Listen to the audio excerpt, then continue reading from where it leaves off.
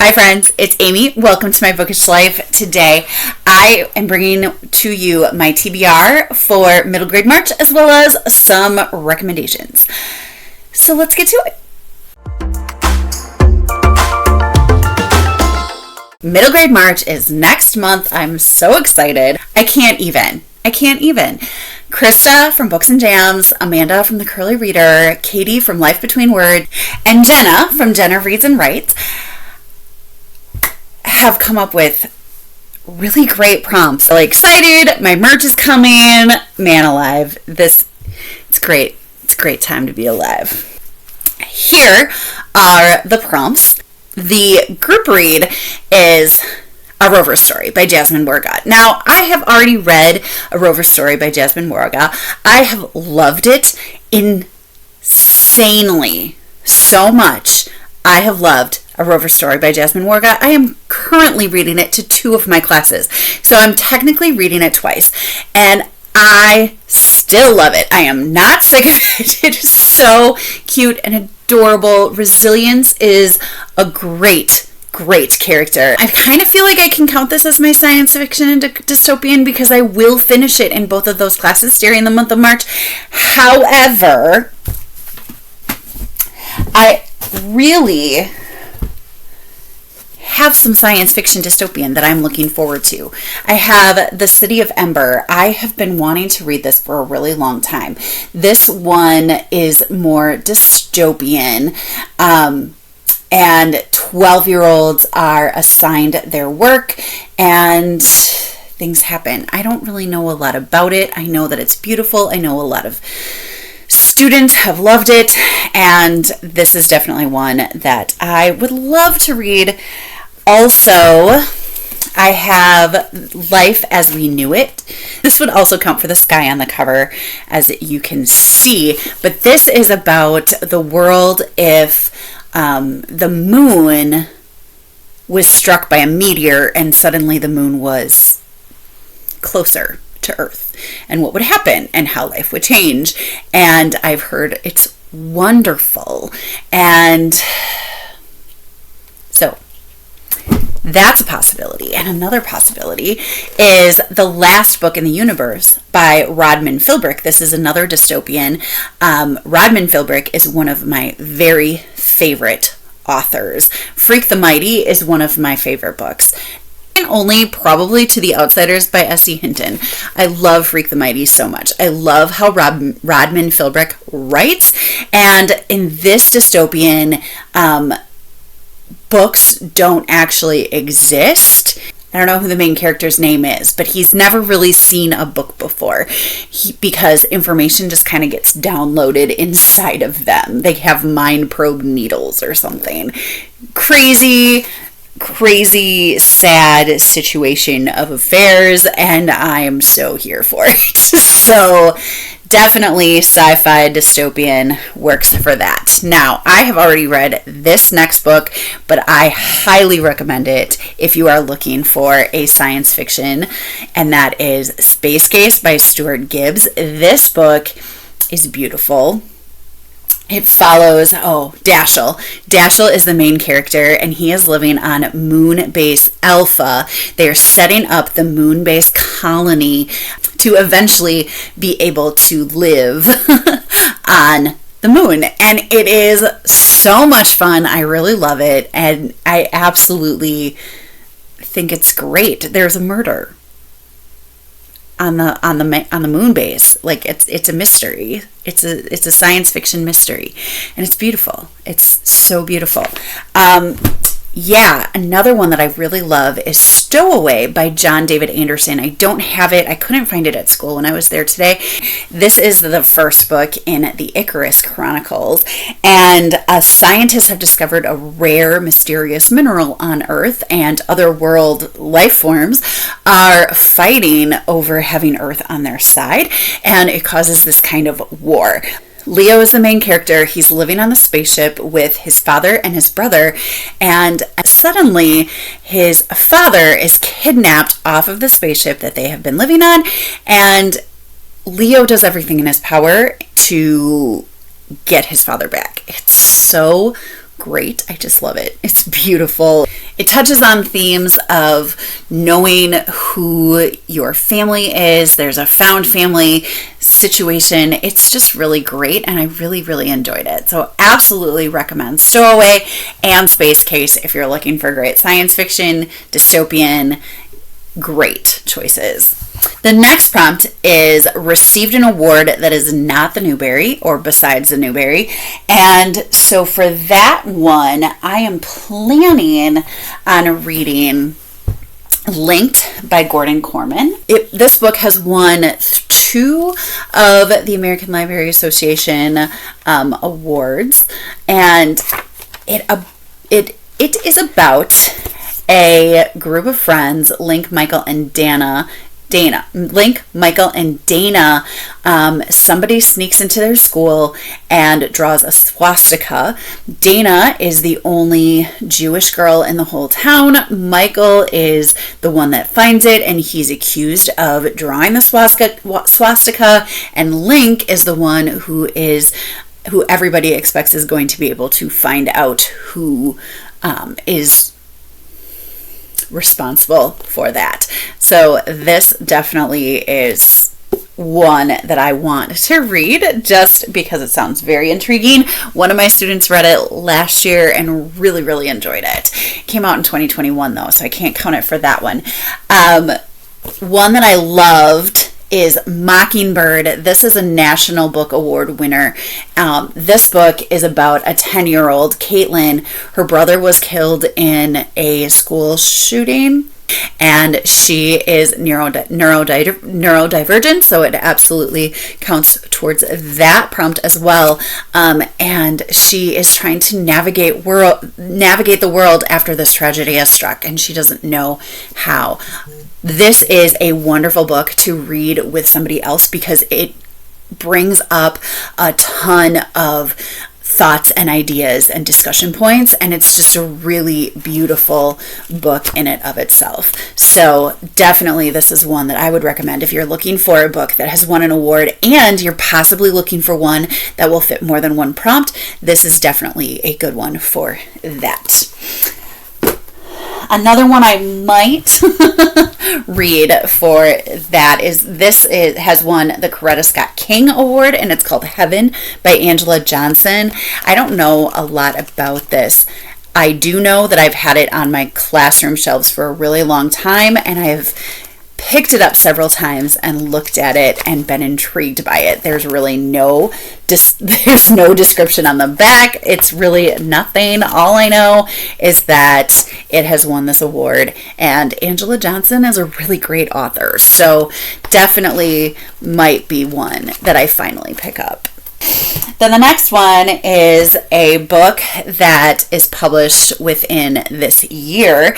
This is the one that I would like to read. This just came out actually this year, so within a year. This is Iceberg by Jennifer A. Nielson, and this is about the Titanic. I love the Titanic. I love everything about learning about the Titanic, so this just absolutely fits the bill. It also has sky in the background, so if you're looking for that. But I'm kind of excited to dig into this one, and I think it's going to be really exciting. I don't know anything about it besides the fact that it takes place on the Titanic. So, I'm excited. Most of the books that I have read through NetGalley, I would absolutely recommend. A Rover Story is one of them. Another one that I highly, highly recommend that was published within the last year is Otter by Kathryn Applegate. I have talked about this one at least a couple times on my channel, but this book is about the most adorable little otter you've ever seen in your life, and she is very precocious and wants to see all the people, and she gets in a little bit of trouble, and she ends up in a conservation aquarium to rehabilitate injured animals, and as she's there, wonderful things happen. It's so beautiful. It's such a compelling story. Very lyrical. It definitely has more of a poetic format than it does a prose format, and it's really beautiful. It also has the sea and the sky on the cover. So published this year, Sea and Sky on the cover, and I'm pretty sure that it's won some awards. So there you go. I mean, Otter is a great choice. Thirst by Varsha Bajaj is another one that I absolutely love. I bought this one. I read it with my fifth graders. My fifth graders loved it. They just thought it was so interesting. This one follows Minnie, and Minnie is a very poor area in Mumbai where she doesn't have guaranteed access to water, and it deals with the water mafia in Mumbai and how harrowing of a situation it can be for the people that are struggling to get access to water every day. My students were absolutely floored with how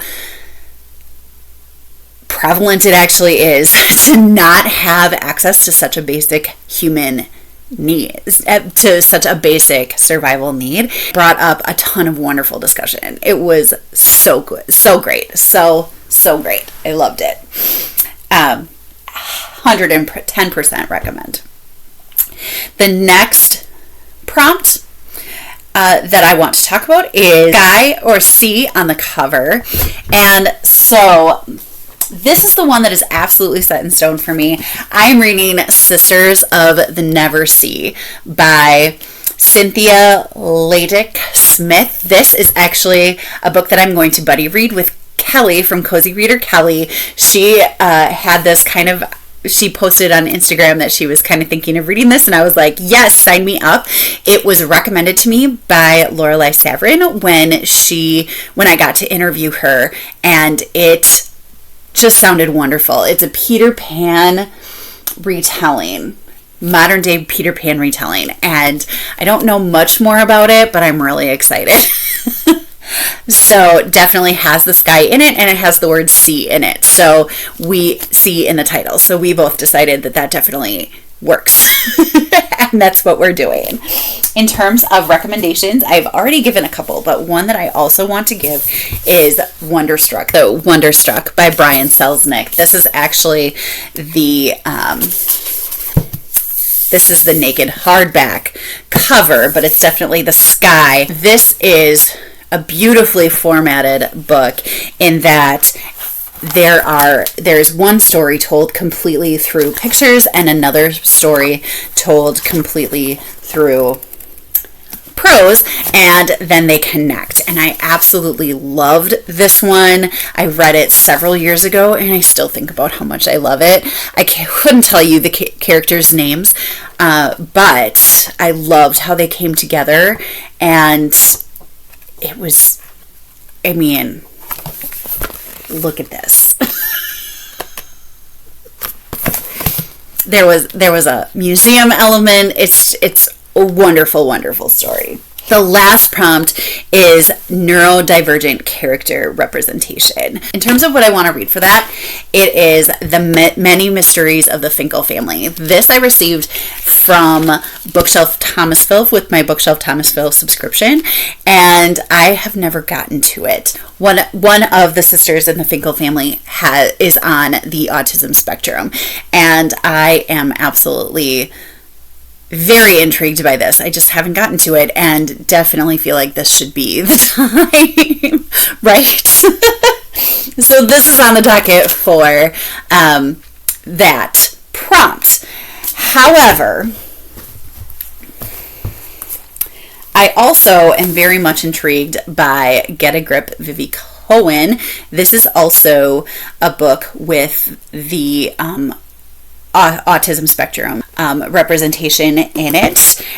She is on a baseball team. And then this is Caterpillar Summer by Gillian McDunn. In this one, the main character is neurotypical and her brother is neurodivergent. And things happen. I'm not really a lot sure past that, but kind of excited to dig into that one. And then this one, mother, is actually agoraphobic, I think. And so she has to deal with that, and things happen because of the hoarding nature of that disorder. Family Game Night and Other Catastrophes by Mary E. Lambert. This one has kind of been on my radar for a while, and I haven't gotten to it yet. So I'm kind of thinking I want to try to get to that one as well. In terms of recommendations, I have Rules by Cynthia Lord. I read this one many years ago. We have 12-year-old Kathryn. Her brother is on the autism spectrum. This is a really great book. I really, really enjoyed it.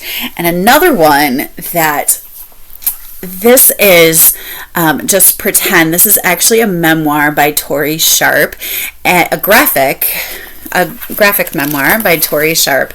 Her book was already going through publishing and everything like that when she was diagnosed with autism spectrum disorder. And so technically this would count for rep because this character is the author, and the author is on the spectrum. So this is a wonderful book. I absolutely love these two best friends come up with stories to help them cope with the different things that are happening in their lives, and it's really beautiful and really fun, and I just absolutely loved it.